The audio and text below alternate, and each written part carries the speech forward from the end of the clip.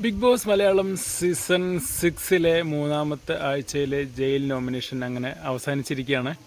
ജബ്രിയാണ് കേട്ടോ ജയിലിലേക്ക് പോകുന്നത്. അതായത് ജാസ്മിൻ ഗബ്രി കോംബോ.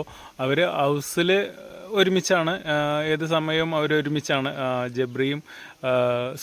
ഗബ്രിയും അതേപോലെ ജാസ്മിനും, ഇവർ രണ്ടുപേരും എപ്പോഴും ഒരുമിച്ച് തന്നെയാണ് കാണാറുള്ളത്. അത് ഏത് ഏരിയയിലായിക്കോട്ടെ, അവർക്ക് ഇന്ന സ്ഥലം എന്നൊന്നുമില്ല.